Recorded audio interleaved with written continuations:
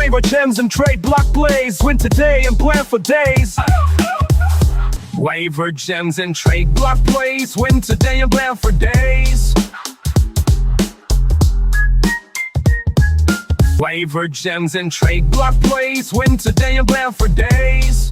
Win your league, stack that bread, or start a boom and lose instead. Sunday Surefire, let's go. Hello and welcome to another episode of the Sunday Surefire podcast. I'm your host, the Commish. Joining me today is the co-host, my man, Ethan Weaver. Commish, how we doing? Doing good, Ethan. Doing pretty good, man. We are in the full swing of summer, which to me is my favorite month of the year. Second favorite season of the year, other than obviously the fall football season. That's the best time of year. But this is my second favorite time of year because there's no time in my estimation to get a startup draft done like the months of June and July. And that's what our episode is going to focus on here tonight. We ran through a Superflex tight end premium mock draft here, 1.75 tight end premium, full PPR for all the other positions. Starting positions were quarterback, a Superflex spot, 2 running backs, 3 wide receivers, 3 flex spots. So in total, a start 10 league. To be clear, like I said, this is a mock draft, so there are no trades involved or anything like that. And the fun part about this is that we got together 10 other guys in the community that we know and we know are locked in Dynasty managers. We also know that they're big fans of the show, and a lot of them watch us regularly. So we'll be getting some nasty grams in the coming days for sure. I hope because so. the crux of this episode is going to be calling out the best and worst values each of the first 12 rounds of this 12-team mock startup draft. So are you looking forward to taking the slings and arrows that our good friends and fellow Dynasty players are no doubt going to be throwing our way? Oh, always. I'm ready for it. Let's go. Always ready for it. Always ready for it. I think overall, and we talked about this before we came on, but we said the first round was pretty solid. I mean, it's tough to really screw up a first round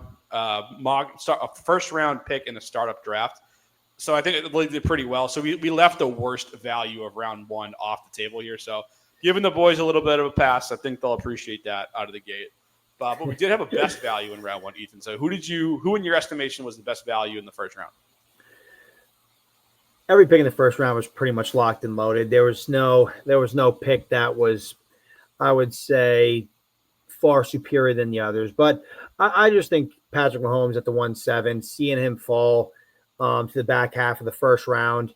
I still believe in Patrick Mahomes as a top-end asset, QB asset in Dynasty. I think with Rashee Rice coming back from injury, Xavier Worthy taking a step, Hollywood Brown, maybe one more okay year at a Kelsey. I mean, Royals, a decent running attack. I think this offense can take a much bigger step in 2025.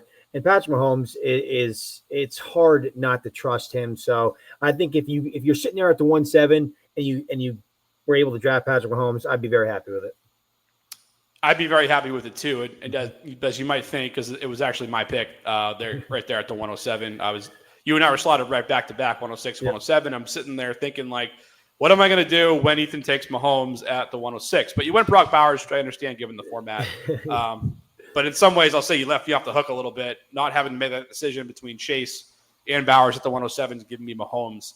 And in that spot, I was happy for it as well. All the reasons you mentioned. And also, when you're drafting in round 1 of a startup, it is legitimately the definition of square one. Like, you have nothing on your team. And in a Superflex league, there's just, you can't put enough of a premium on having a quarterback that you know is going to be a fixture of your lineup for the next 7 to 10 years, really. I mean, that really is how safe Patrick Mahomes is given what he's accomplished. And I don't think you can say that locked in 100% certainty any quarterback after him is on that list. Would you agree? I would agree. And I took Brock Bowers, as you said, the pick before. I was thinking of going Mahomes, but the group chat was calling for me to stay on brand and go with my guy Brock Bowers. So I had to take him. But no, Patrick Mahomes, he was definitely going to be the pick for me if Brock Bowers wasn't my guy. You had to do it. You had to give the people what they want. And you did. So good for you for doing that. Good for you. But let's go to round 2 here. Like we said, we have best values and worst values from this point out here. So who was your best value in round 2? Round 2 is looking pretty good too, but I went CeeDee Lamb. at the 2-4. I mean, you look at most rankings, he's, I mean, a top 8, top 10 pick. And to get him at the 2-4, I thought was great value. I mean, when this offense has a healthy Dak Prescott, I mean, they're top of the league in offense. In 2023, they were first in scoring, fifth in yards, third in pass yards. I expect George Pickens to take some of the pressure off CeeDee Lamb, but to get CeeDee Lamb at the 2-4, I'd be very pumped with that. I mean, that team right there started off with Neighbors and CeeDee Lamb. I mean, you're not getting a better wide receiver 2 than CeeDee Lamb there. So I thought Lamb there was good value. Lamb was a good pick. That was my second guy on my list, but I went with the tight end that came off the board here in this near the top of the second round with Trey McBride at the 202. It's a tight end heavy premium format. So McBride, as we know, is just a monster. Only 26 years old this season. Bowers' 2024 season, it's been talked about ad nauseum and totally at length, totally deserved. Like, he was amazing in his rookie year. But McBride actually outscored him on a points per game basis by 0.4 points. So it was really close. He played one fewer game than Brock Bowers, who played the full 17-game season. So, like, McBride was awesome last season, and he did it with just 2 receiving touchdowns. So if positive TD regression does find its way to McBride this season or any season going forward, like, look out. This guy's going to be an absolute stud and a league winner. And I think given the format, he fit the mold for a good call out here in the second round. Yeah, I figured I'd save McBride for you to talk about, but no, he's obviously a great pick because, as you said, I mean, Brock Bowers went at the 1-6, and then you're getting Trey McBride at the 2-2, and you're splitting hairs. In my opinion, Bowers is in a tier by himself, but just slightly below him is Trey McBride, and you really can't go wrong if you're drafting either of those guys in redraft startups. Just get them on your team. Yeah, they're both awesome. Bowers has the age gap on his side, which is really the only big difference. But yeah, love both players there. They're both going to be awesome fixtures of lineups for a long time, especially in tight end premium formats.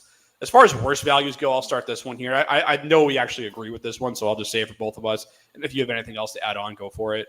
It's going to be Bo Nix here, who went at the 208. And like I said, kind of an easier call for me here. He went off the board at QB7 overall, ahead of guys like Justin Herbert, Caleb Williams, Drake May, and Kyler Murray. All of them I have ranked ahead of Bo Nix. You want to really quibble about Kyler Murray, I wouldn't necessarily argue with you. Maybe Caleb Williams too. You can make it could be a discussion, but I just think there are better options on the board here in this particular case. And I do feel good about Nix overall in the spot that he's in. Like, if he's your QB2 and you got him at middle late first round last season, maybe even early second round, I feel good about that.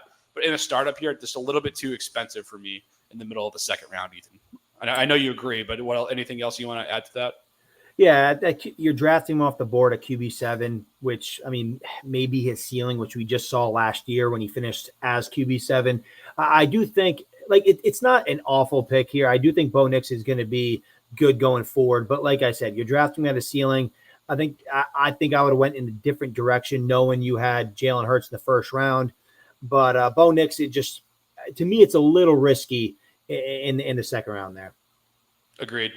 Let's move to round 3, Ethan. Who's your best value in that round?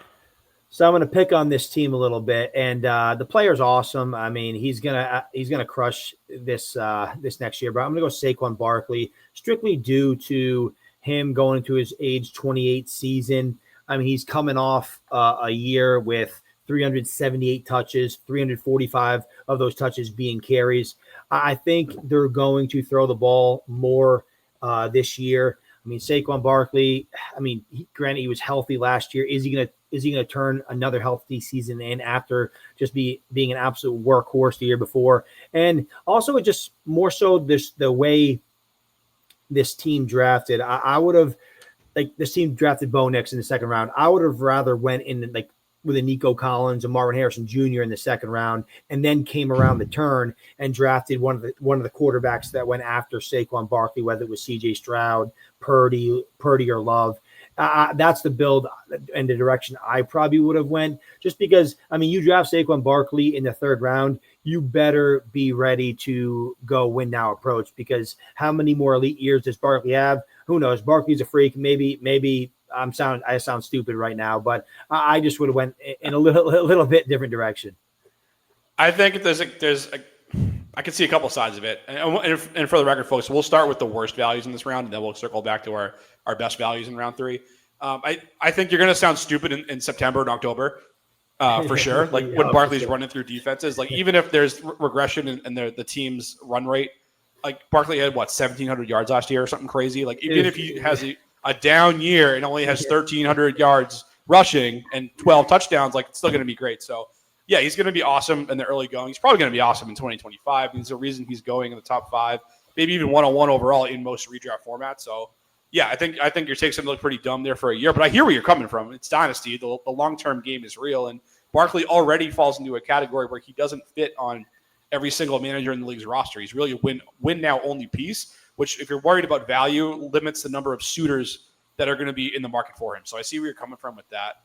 I went in a little bit of a different direction for my worst value here. I went with Michael Penix, who went 310, and I've just never really been overly infatuated with Penix. I think he's going to be a guy who, best case, kind of comes in there as like a high end to mid round QB2 in Dynasty, which is fine. Like there's nothing wrong with a quarterback that finishes there, but we're still in the first 3 rounds. So I want guys who ideally have a little bit more ceiling and can give you that, maybe, or at least are a little more proven. Like Penix has started 3 NFL games in his career, so we don't really know where his career is going to turn out. So this one could work out, but I just kind of look at Penix and I see a guy who's good enough to distribute the ball, to make a couple guys be good quality fantasy options, but not necessarily a guy who has any type of rushing floor or that top level, elite level arm talent to be a guy who could win from the pocket and throw for like 40, 45 touchdowns, which is what you need if you don't have the rushing floor to be an elite quarterback in fantasy. So this one could work out, but I would have gone a different direction rather than Penix at the 310.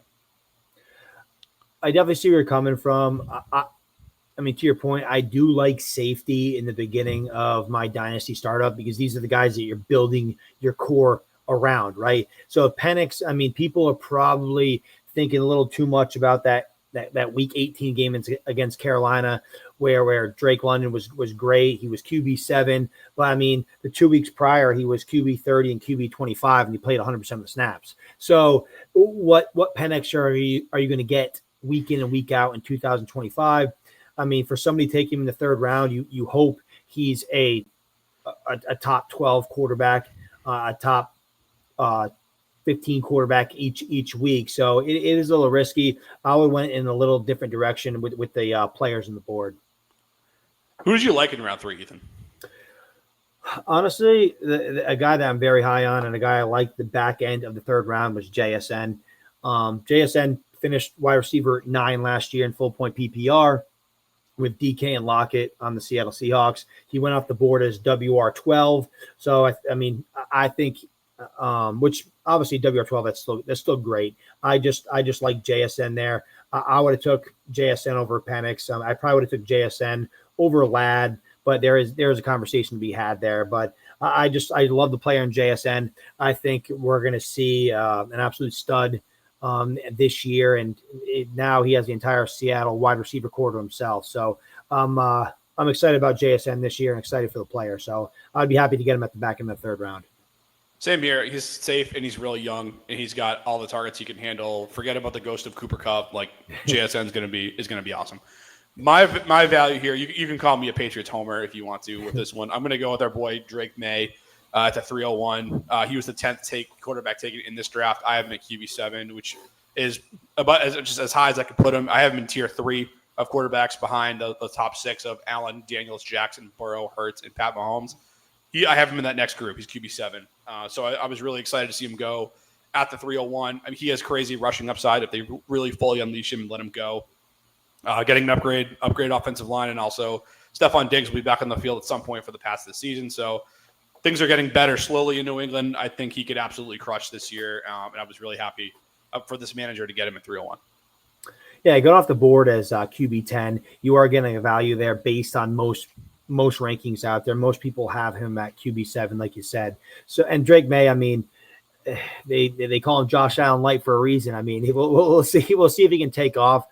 The Patriots, I really like what the Patriots did this offseason. They brought in an established veteran in Stephon Diggs to help Drake May out. Hopefully, he can come strong off that knee. They drafted Will Campbell at the 3rd overall pick to shore up that offensive line. I mean, they got a guy like Trayvon Henderson do work out of the backfield in the receiving game. So I really like what the Patriots did, especially with their coaching staff too. Josh McDaniels is back, Mike Vrabel. So I think it's wheels up for Drake May. So QB 10 could be his floor next year. So it's it's exciting to see him. I would be very excited to get him at the 3-1. Yeah, absolutely. Let's keep going around 4. I'll start this one with my best value pick in this round. I'm going back to the tight end premium format. I'm going Sam Laporta at the 402. I mean, this time a year ago, if you zoom out, Laporta was very much the consensus tight end 1 overall this time in 2024, coming off a crazy rookie campaign in his own right. I mean, he injured his hamstring in training camp, which I think played a big role in his slow start to the 2024 campaign. That kind of went under the radar a lot until the season started, and then it was very much on the radar, like, what's wrong with this guy? I spent an early draft pick on him. Why does he suck now? I think he was dealing with some stuff. Also got banged up a little bit during the season as well, but he did rebound for us in the second half of the season. Between weeks 8 and 18, he averaged 16.6 fantasy points per game in this format, the 1.75 tight end premium format. And if he had done that throughout the entirety of the season, he would have finished tight end 3 overall on the year, behind only Bowers and McBride. So he kind of feels like a little bit of a steal to me here at the 402, coming in healthy here, and just another year into his career. I think he could rebound pretty good here and give us a really good third season in the NFL.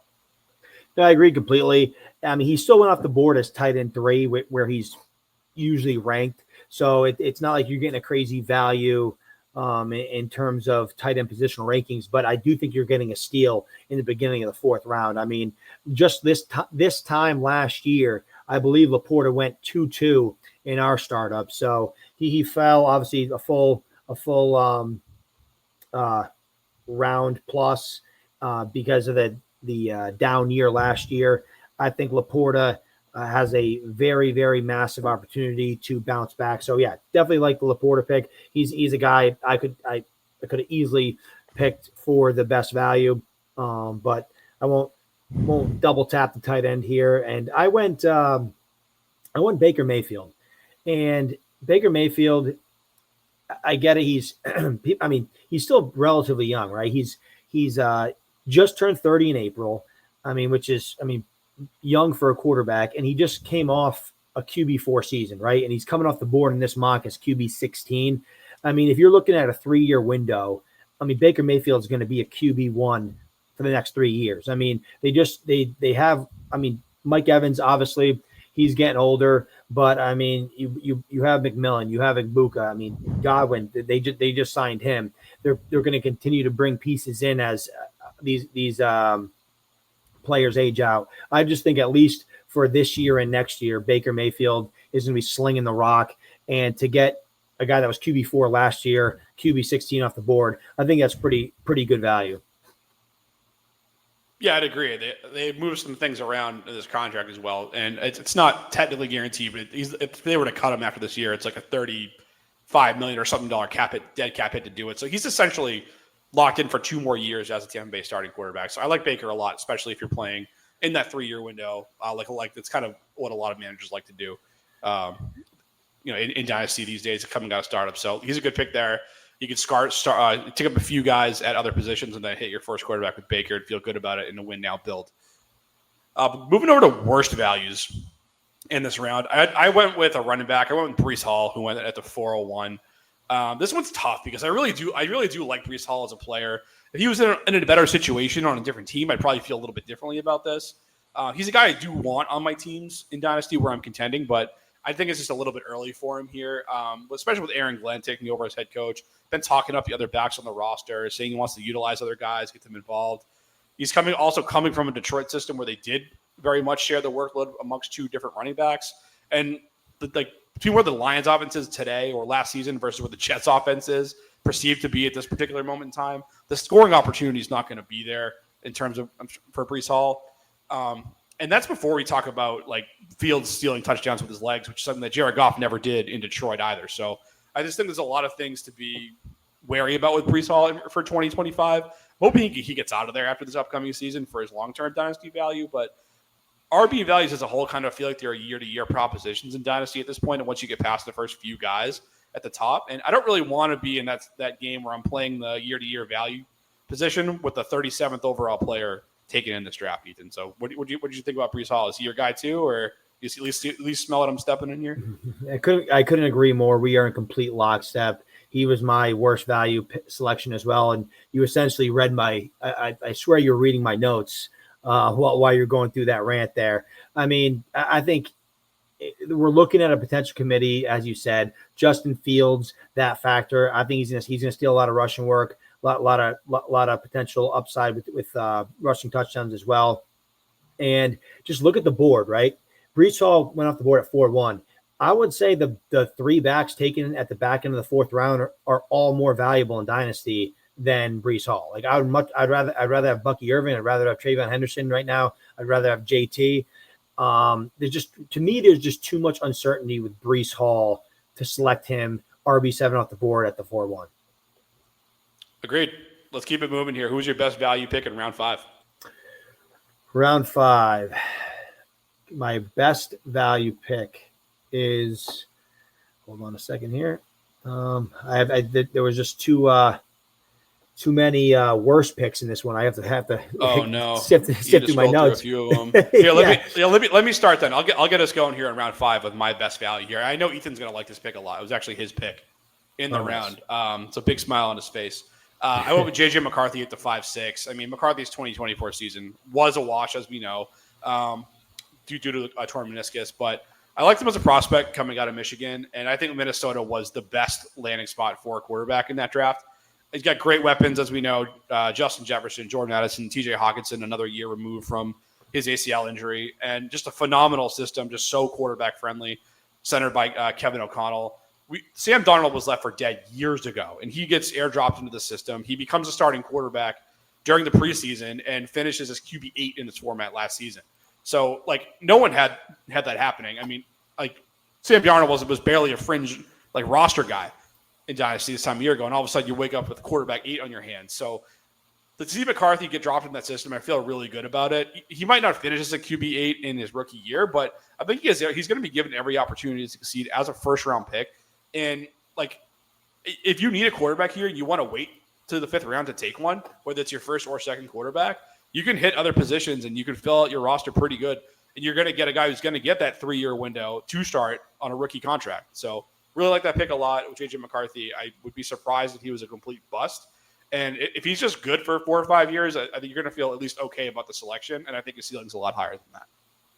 Yeah, as a disclaimer, I tried to stay away from my picks. I want to feel too much heat from the guys in the mock draft. But no, I was pumped when J.J. McCarthy fell to the middle of the 5th round here. Just as you said, I mean, look what Sam Darnold did in that offense. J.J. McCarthy is more talented. I think he showed a lot just in his limited play in the preseason. And, I mean, how can you not be good with the passing weapons that he has at his disposal? So like I said, I was pumped to have him as my QB2 with that much upside.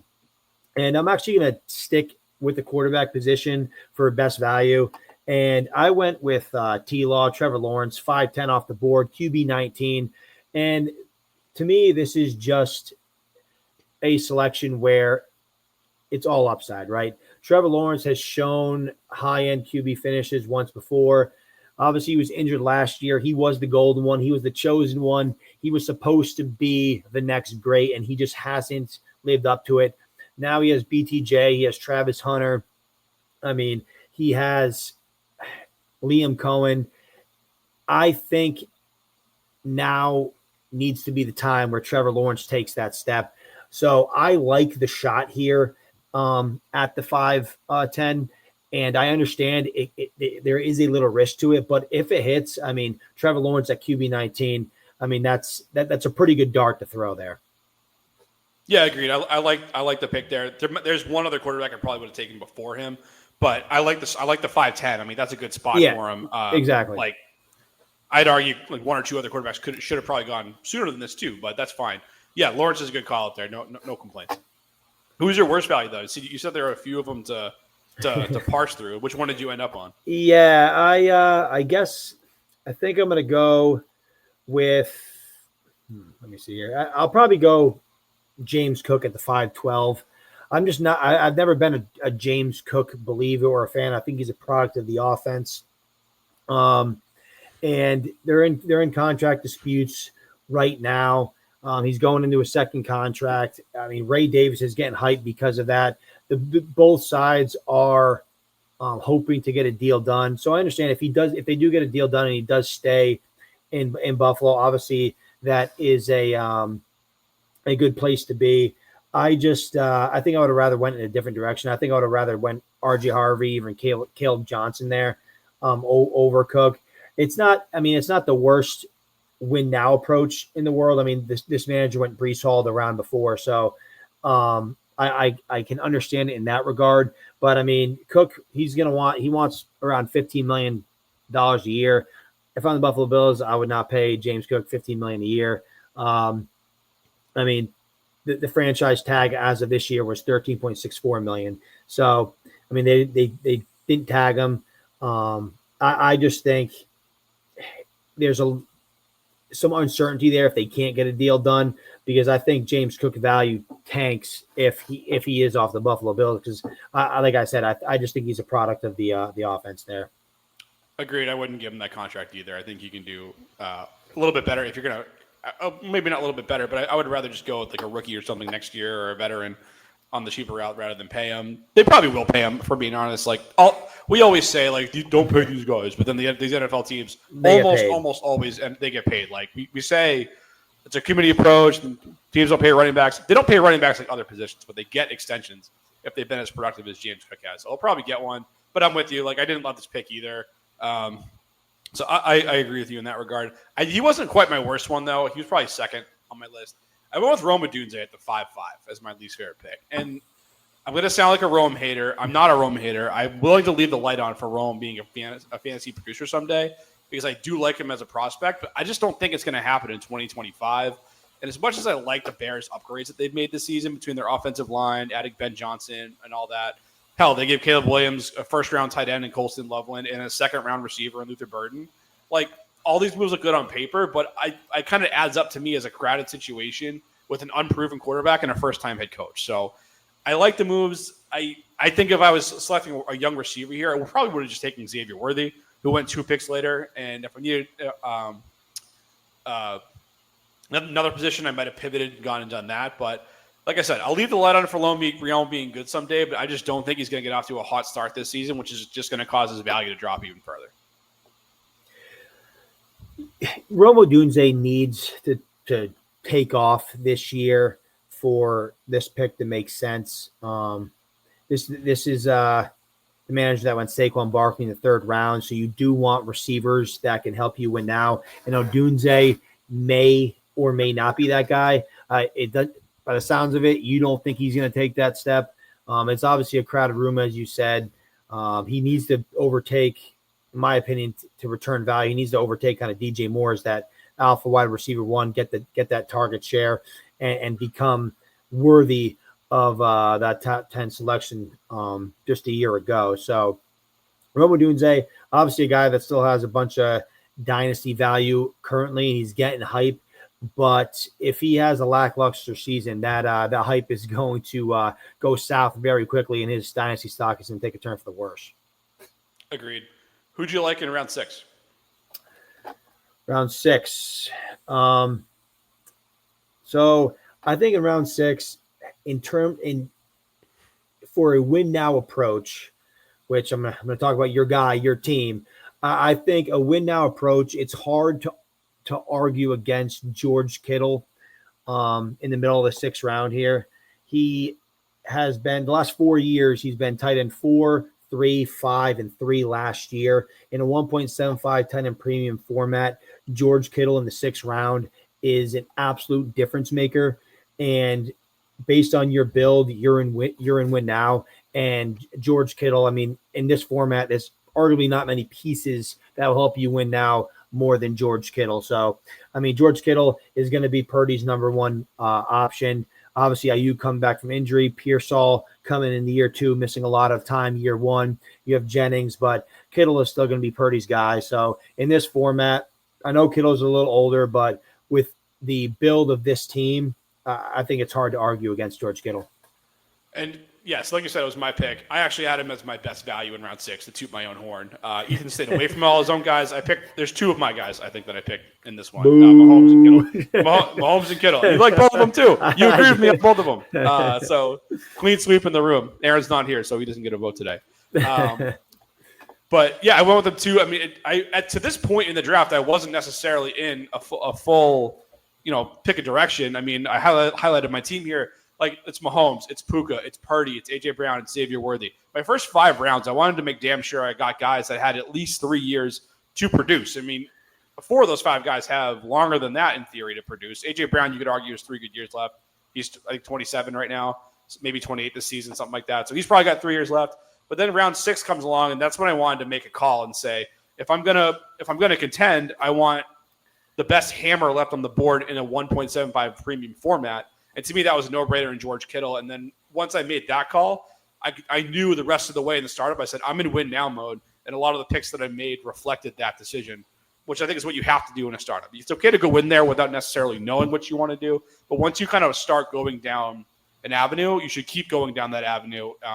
In this case, it was a win now mode. And that's what I kind of set me on a course for the remainder of the startup draft. But let's talk about worst values here in round 6 quickly. What do you think? Who do you think got it wrong in round 6, and who was the player? I think the worst value in round 6 was at the 6'3" in Zay Flowers. He was wide receiver 25 last year in PPR. He was wide receiver 36 in points per game, and he played all 17 games last season. And the Ravens were 7th in the league for pass per game.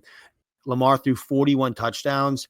And you're telling me he can't be a wide? I think to distribute the ball. There's 2 tight ends that they use. They just paid Rashad Bateman.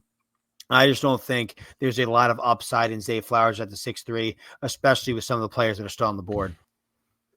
Yeah, I'm with you. I had a lot of the same points written down on Zay. He was my pick in this round as well, so I won't add more fuel onto that fire. I'm with you 100% on that.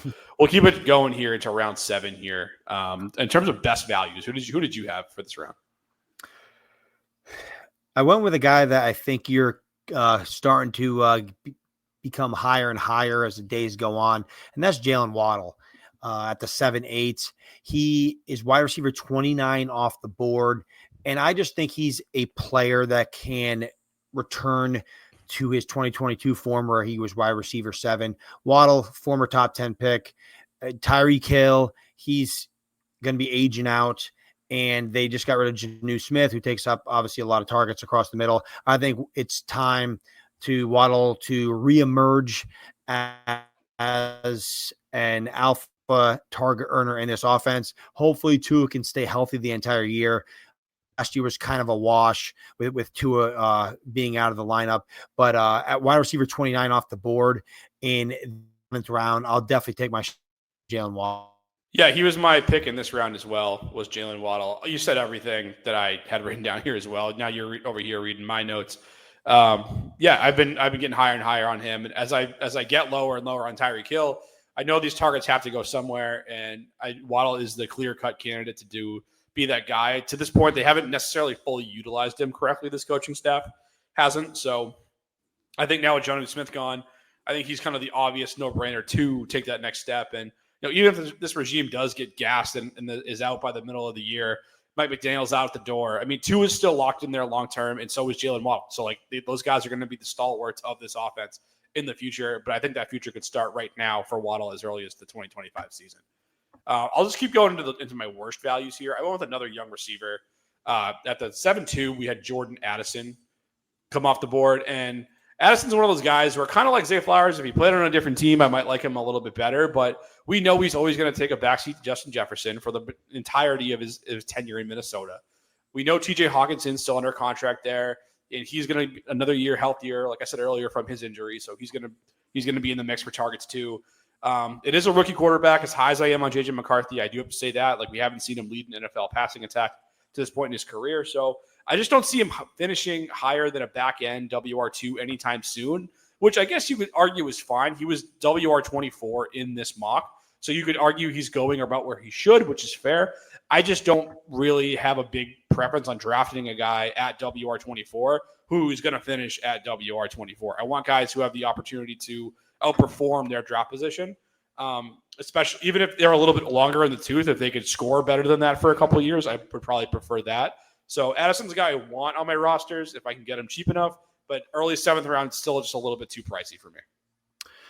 I do think it's a little pricey for Jordan Addison, but I do see the upside in him. I mean, who knows how long he's going to stay in Minnesota. He might be out of there sooner than later and be able to kind of take his talents elsewhere where he can be more of a focal point of the offense. But yeah, where you're drafting Addison, I mean, especially because that team already took Kyron Williams, Jonathan Taylor. I mean, Amarin Hampton, they went RB heavy. So you think they'd be more of a win now approach. And then you look at their receiving core, Nagbuka, Addison, and then Luther Burden. So very, very young wide receiver core. It doesn't really correlate to the running backs and the potential win now approach. But I mean, we'll see. We'll see what happens there. But yeah, no, I don't hate the Addison pick. He wasn't my call, but I definitely see where your head's at there. I went to a guy that this could either be like a steal or the worst value. And I just went Chris Olave. Chris Olave at the back end of round 7. I understand the upside there, but there's just other players I'd rather go. I'd rather select at this spot than Chris Olave, seeing who was left on the board. Just because, I mean, Olave, unfortunately for him, he's one head injury away from potentially retiring. He's very little value in trades. People are just kind of out on Olave. So you kind of need to find an Olave truther or somebody that still believes that he has a long-term NFL future as a trade partner to get, I mean, what Olave managers want in value. So it was more so not a hate the player kind of pick. It was, it's unfortunate how injury prone he's been and the type of injuries he's received just makes him a very risky pick with some of the receivers left on the board. Yeah, he is risky due to those head injuries, like you mentioned, which means you probably won't like my next call for round 8. Because I'm going to go with the guy with the only guy in the league with a longer history of head issues than Olave in the form of Tua Tagovailoa, who went at the 804 in this draft is my best value in around 8. I just looked at the QB position. He's the last guy left who only needs to stay healthy to be a long-term starter in the league. I mean, obviously that's a big if when it comes to Tua, as we know. But I think in this stage at the quarterback position, a lot of the risks are mitigated here. The fact that it is the 8th round. And we know Tua might not ever be like an elite quarterback in the league, but he's a guy that, like I said earlier, like if you're waiting on quarterback, he's a guy you feel pretty good about when he's playing as your second quarterback. I might do exactly what this manager did and stock the fridge at quarterback later in the draft, where they took 3 guys in a row between the rounds 11 and 12, guys that are starting in the NFL. So I like that kind of insurance. But while Tua is playing, he's a guy that you could feel pretty good about as your second quarterback. And I think in round 8, seeing the guys that went after him, if you needed any sort of production from your quarterback this season, he was the last guy to take. No, I agree with that. Tua, when healthy in that offense, is going to produce. And as you said, he's kind of that. There's a pretty decent tier drop once he gets selected. So definitely no qualms about that selection. I think that was very good value there in the 8th round. I had to go with my guy as the best value here. I think you already know where I'm going. The 8-1, Jerry Jeudy. I mean, Jerry Jeudy is coming off the board as the wide receiver 32. He was a top 15 receiver last year. I expect similar results this year. So I think you're just getting a massive value in production. Jeudy is still relatively young. I think he's found a home in Cleveland. And I get it. I mean, Winston was chucking the ball all over the field last year. But, I mean, Jerry Jeudy is going to be the number 1 wide receiver in that room. You have Cedric Tillman. You have David Njoku. But I think it's going to be the Jerry Jeudy show. And I think we're finally going to start to see the guy that was drafted in the first round, I believe back in 2020. So Jerry Jeudy, I think you're getting very good value at the 8-1. I agree. 8th round pick for Jeudy is a good spot. I mean, am I worried about his quarterbacks in this situation this year? Yeah, obviously. They drafted a whole bunch of who knows what and combined it with a bunch of who knows what. And in terms of veterans that were already there. So we'll see. But yeah, 8th round, a lot of those risks are mitigated. He's coming off a good season. I think that there's enough meat on the bone here for that to be a good pick. Who is your worst pick or worst value anyway in the 8th round? I think the worst value for me in this round was Luther Burden at the 8-11. It's not like I hate the player, but just looking at this team's build, I would have went in a direction that could have helped my team win more. I already alluded to it with Kyron Williams, Jonathan Taylor. I mean, you have two good quarterbacks with upside with Caleb Williams and Jane Daniels, and then you went so young already with Ibuka and Addison. I think you could have went in a different direction to get a more locked and loaded starter in your lineup. Luther Burden is buried on that depth chart with Odunze, DJ Moore. You have Komet, you have Loveland. I mean, what's Luther? You're never going to be able to start Luther Burden with any sort of confidence. So to me, based on this build and based on the players around, I would have went in a different direction. Agreed. He was my call out as well. 8-11. Luther Burden, really didn't like him. He's the type of guy I have kind of soured on during the scouting process. And if you do still believe in Burden, I think the time to get a share of him is going to be during the season, when teams that took him in the early second round see that he's not playing a ton, he's not productive. Maybe you can swoop in and grab him for a future second round pick, or, maybe swap in another player in there or something who's a veteran and you want to get a younger player. You can probably do that. So that's probably my only avenue I'd look to acquire Burden, but I agree with you completely. My worst value as well. Moving over to round 9, I'm going back to one of your guys, so you're going to get excited. Oh yeah. You liked one of my tight ends earlier, so I guess I had to come back around and like one of yours in the form of Isaiah Likely at the 9-6. This is Mark Andrews' final year under contract with the Ravens, and so I like taking the shot at Likely as a kind of a hedge on future production. I just think at this stage we could very easily see a scenario by the end of 2025 that he's the best tight end on this roster, at least from a pass catching standpoint. So I like that a lot. We had Lamar develop a really solid chemistry with Andrews in his prime, making him one of the best fantasy tight ends in all of fantasy football. So will this likely have that in his outcomes? I don't know. But in round 9, I think it's a worthwhile gamble to find out. He's young and he's productive. And if you look at, he's productive when he's been the guy. And if you look at the guys that go after him in the draft, they're either aging guys who you might get a year or two of production out of, or they're younger guys who haven't done anything yet. So I think likely it's kind of the last guy who bridges the gap of both of those things, where he's young. He has the opportunity to carve out more of a role for himself this year for standalone value. But when Andrew steps away or moves on or gets cut, traded, whatever the case may be, then likely can come in here and be that tight end of the future for the Ravens. Hey, I'm gonna have to agree with you there because it was my selection. No, I was actually surprised Likely fell that far. I know a bunch of people are very high on Likely, and the situation I think is just going to get better for him as obviously the year plays out, and then with Mark Andrews aging out. So I was very happy to get Likely in the middle of the round there. I think that probably would have been my selection as well. I probably would have been in agreement with you. But like I said, I tried to stay away from my players. But so I'll just bring up another tight end. I think David Njoku. He's still. I mean, he's aging. I think his birthday is actually tomorrow, July 10th. But in this round, you're getting a locked and loaded starter week in and week out. He has a ton of upside in 1.75 premium. I think David Njoku, he's a perennial tight end one when healthy and when on the field. So I just like the value in terms of projected fantasy points in for 2025. So I just like the tight ends in this round. I mean, we're not showing any love to Kyle Pitts, unfortunately, but isn't it crazy how far he's fallen? Yeah, I rewind a couple years ago, we would have been all over Kyle Pitts and taking him like the second or third round and loving it, talking about what a value that was. And those are that's footage we would have wanted to destroy down the line. So, but we are talking tight ends here on round 9 that we like. So I think we should keep the tight end team going here, where I start talking about guys I don't like in this round. And with 5 of the 12 picks in the round being tight ends, I guess the odds were, somewhat likely for that to be the case. But I didn't really like the Jonnu Smith pick at 9-12.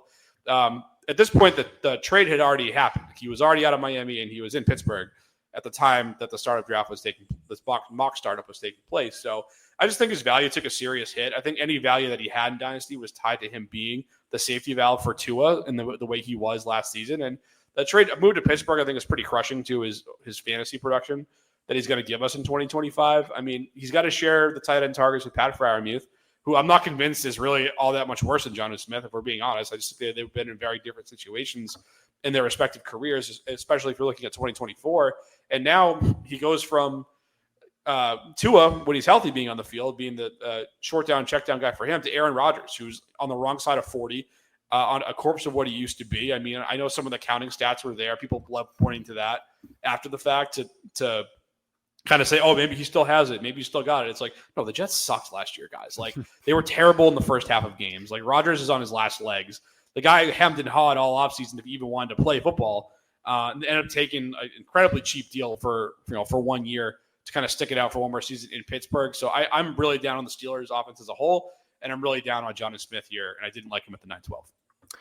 No, I agree completely with this pick. Jonnu Smith in Miami, it's a completely different story. As you said, I don't think Freiermuth is any less of a tight end than Smith. Going to Pittsburgh, where going from the high flying offense like the Miami Dolphins to the Pittsburgh Steelers and Aaron Rodgers, who perennially has one of the slowest moving offenses, least amount of plays run per game.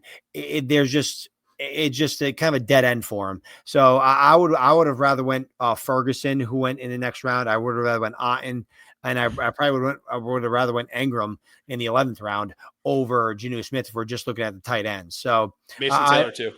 Oh yeah, Mason Taylor, exactly. Early second round pick by the New York Jets. So I just think if you're going to go tight end there was better value on the board. And that was your call, right, in this round? You agree? Yeah, I agree. Okay. Yeah. Perfect. Let's get to round 10 then. We got a few more rounds here to wrap this up, folks. We got Brian, or who was your guy? Who was your guy? Best value in round 10. Best value in round 10. I was debating between two players here, but I ended up going with Jackson Dart here at the 10-5. We're talking about a guy that is going to get an opportunity to start for the New York Giants at some point this year. And I know he's a guy that you really liked throughout the process. He's a guy that has the tools. And if he can go out there and produce and be effective and be the quarterback of the future for the New York Giants, I mean, you're kind of getting a steal in the 10th round, a young up and coming QB with some rushing upside, with a really good arm, paired to Malik Neighbors, paired with Brian Daboll. So this is just a pure upside pick, in my opinion, in the middle of the 10th round. So it's kind of hard to hate this one. Agreed. I mean, I like Dart a lot. He's toolsy guy, obviously. So yeah, like the call a lot. Won't disagree with it at all. I'm not 100% sold he's going to be great in fantasy, but this is a lot in this spot here. Like, it's baked into the price. Yeah. Even if he doesn't play this year, he's a guy who's an asset, going to get an opportunity to play at some point. So like that call it a lot. Wasn't what I went with though. I went with Brian Thomas Jr. At the 10-12, the last pick in this round. And look, is Brian Robinson a sexy dynasty asset? No, of course, dude. But do I care that he's not a sexy dynasty asset in the 10th round, end of the 10th round? No, I don't care at all. Like, I mean, the guy is tied. He is the volume running back in one of the best offenses in the NFL.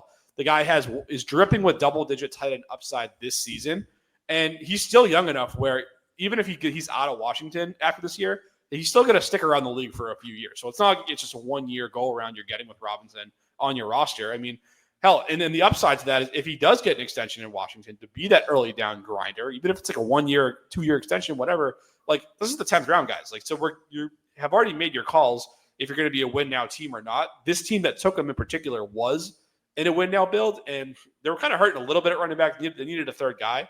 And I think for your third running back, just throwing him into a flex spot, it's the kind of a guy you can set and forget, and you can bet on him scoring a touchdown in maybe like 8 or 9 weeks this year, and you'll take that if you're a contender out of a flex spot. So I like that pick a lot.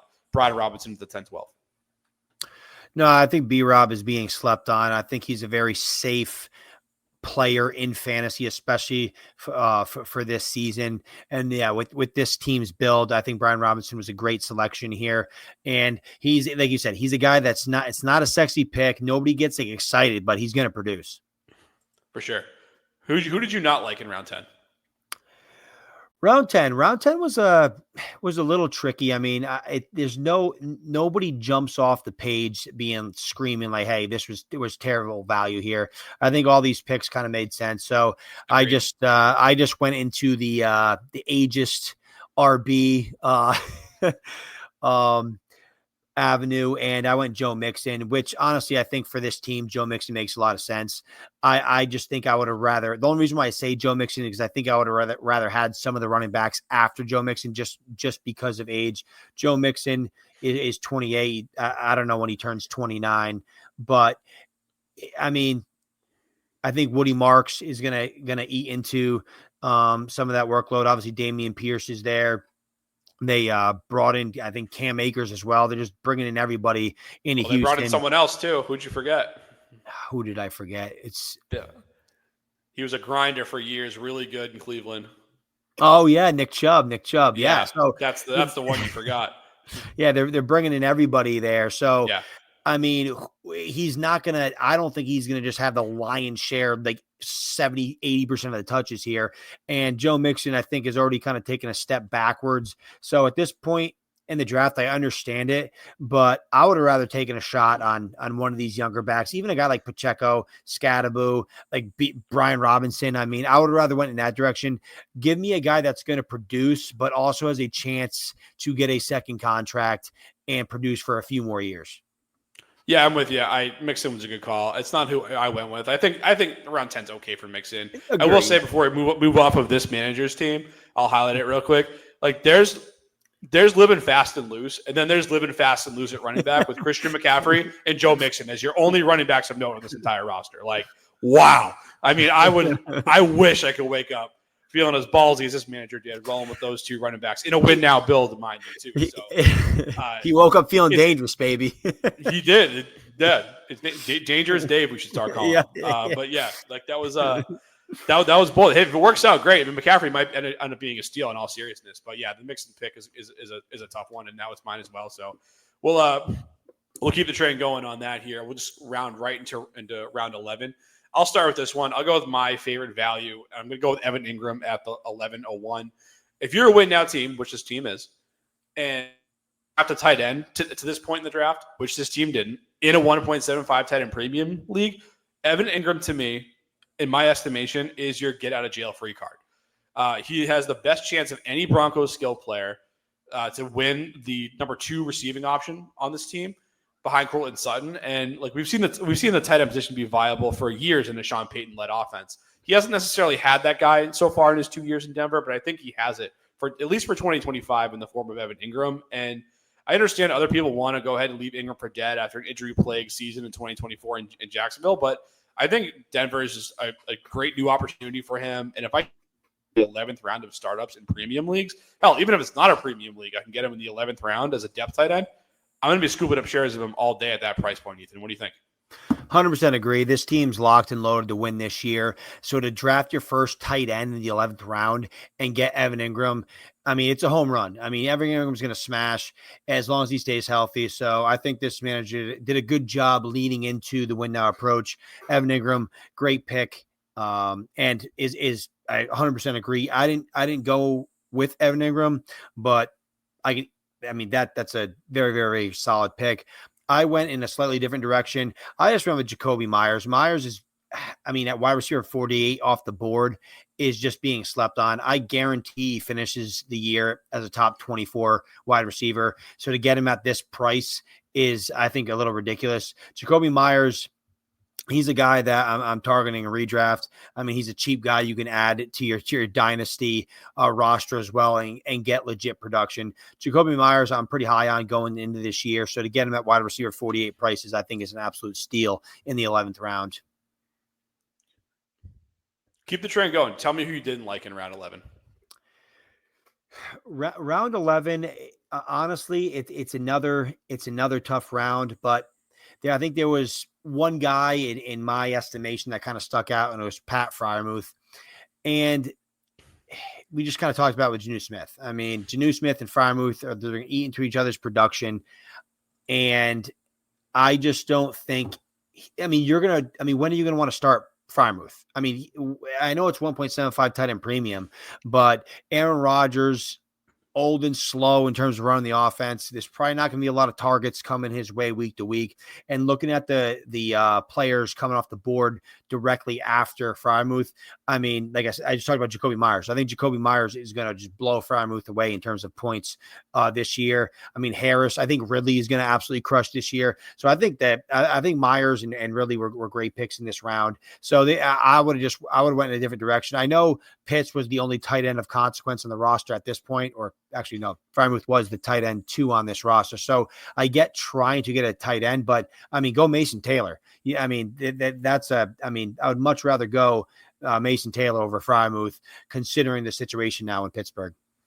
I'd rather go Dallas Goedert too, if I'm being honest with you. Like, I know yeah, he's a little older, but he went round 13, so he's a great value too. We're not going to go quite as far as round 13, but I would have even taken him as well over him. I agree with you. It's a good pick, but it wasn't my my call out here. I went with Juwan Jennings at the 11-12, and I don't hate Jennings. I mean, I think he's a good quality NFL player, but I feel like he's just destined to be in a wide receiver rotation with players who the team has a lot more invested in than they do him. They paid Brandon Ayuk $30 million a year. They selected Ricky Pearsall in round 1. And we know we had just had a conversation about how much we both love George Kittle this season. So something has to fall off of this 49ers offense. Otherwise, we can start talking about Brock Purdy being like QB1 overall, because you can't have 3 awesome wide receivers and an awesome tight end and the quarterback suck. It's something we talk about a lot on the show. So the things have to make sense in that context. I think if something's going to fall to the wayside by the end of this season, it almost has to be Juwan Jennings. Otherwise, something went wrong with those other guys or injuries popped up. That's fine. There's an avenue for that. So I think he's okay overall here in the 11th round. But I just think that there's some other guys here I would have taken, particularly guys like Stephon Diggs, who could be good this year, or Michael Pittman Jr., who's still relatively young and is technically like the lead receiver in that room. I probably would have gone up to him instead, who went almost a few picks later.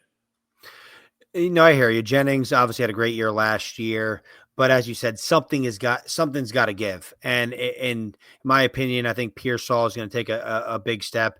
Ayuk is going to eventually come back from injury. Like you said, we love Kittle. So, I mean, how much volume is Jennings going to get? But just to look at this round, I mean, isn't it kind of crazy the fall of Anthony Richardson, who this time last year, I believe he went at the 112 or 201. It was right there. And now I think that was probably 2 years ago, but 2 years ago. Yeah. And that now you're looking at him at the 11-9, and it's just like left for dead. Yep. Yeah, it's crazy how fast that people can fall out of favor. You could even argue he's maybe a little bit of a value there at the 11-9. And that's kind of what I was getting at. Yeah, like it's at that point, like you can kind of take a risk. You can even draft Daniel Jones way later and kind of secure the position for a year if you wanted to go that route. But that's what we got for round 11. We got one more round here to close out. Give me your best value in round 12. Best value in round 12. I'm gonna go Tajay Spears. I think Tajay Spears. I know we talked him up in I think our last episode or 2 episodes ago. I mean, when given the opportunity with over 50% of the snaps, he was an RB1 3 weeks in a row. I think they're going to lean on Spears a lot more this year. I think he's going to be a very big asset out of the backfield for Cam Ward. They've already talked about limiting Tony Pollard's touches. So in this round, in the 12th round, I like the upside you get with Spears, especially if you are a team that didn't draft a ton of backs. In this case, this manager did draft a decent amount of running backs, but Tajay Spears in the 12th round, I do like the upside. He's still young on his first contract, so I think it could be wheels up for Tajay Spears, and I think we could be talking about a massive value jump in at the end of this upcoming season. Yeah, we both like Spears. Go back an episode or 2 on the show if you want to hear more conversation on him. We got it to him in pretty good detail. So yeah, we both like Spears, so I like that pick too. But I went with the best value on this round as Stephon Diggs at the 12-9. I mean, again, I said you can accuse me of being a Patriots homer with the Drake May pick. You can accuse me of being a Patriots homer again here.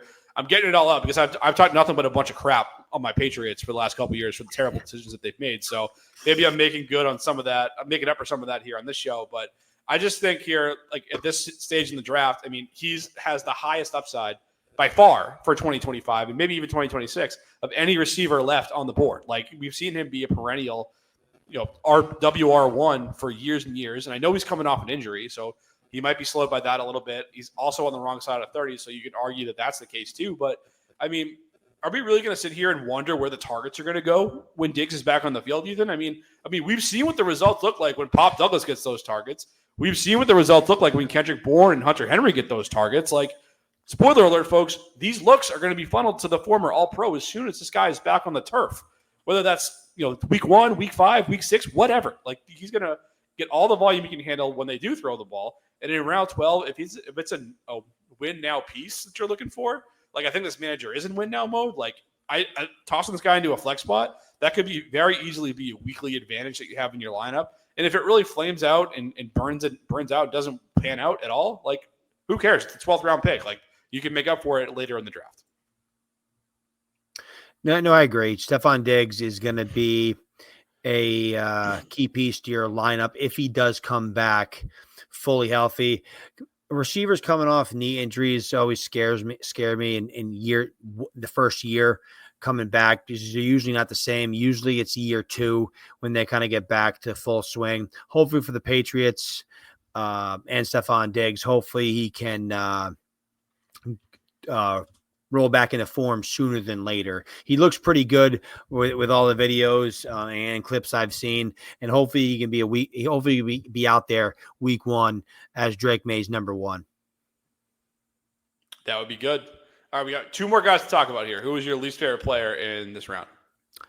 Least favorite player in this round, another tough round, but I'm going to go Tootin here. And it's not because I don't like Tootin, but I would have rather taken the shot on Travis Etienne, the projected starter in the 12th round. I mean, Etienne is still in his first contract, former first round pick, obviously.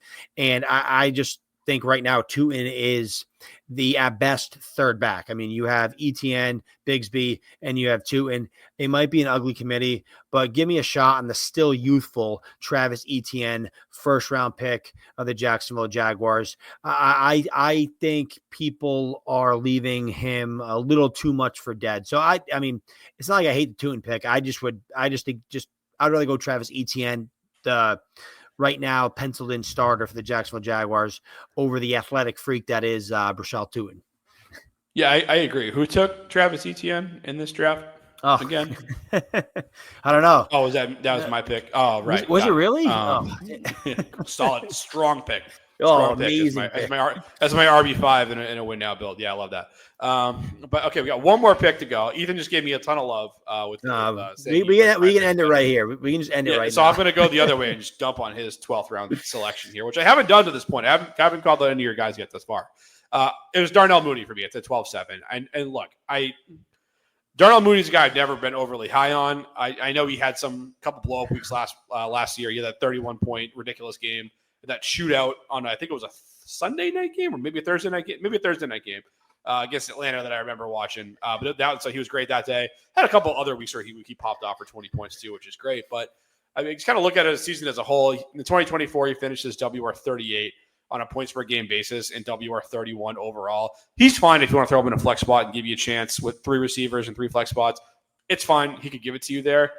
Puts him on the flex radar, sure. But like I think I would have rather taken that shot on Stephon Diggs to see if I can get that league winning upside where you can probably find a flex position a little bit later, like Rashad Bateman a couple rounds later, a couple other guys. If you really wanted to wait on it, you could. I just think I would rather have taken the jolt and the risk to see if Diggs can give you even 80% of what he once was, which is probably still a back-end WR1, if not a high-end WR2, as the leader in the Patriots offense. So that's what I would have done if I were you.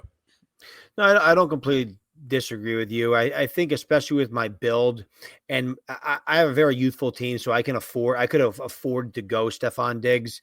I mean, my team is very young, so Diggs would have gave me that locked and loaded, like second, third flex veteran presence there and give me locked and loaded production. I do think Mooney has a chance to be good with Penix. I mean, he's the clear wide receiver 2 there behind Drake London.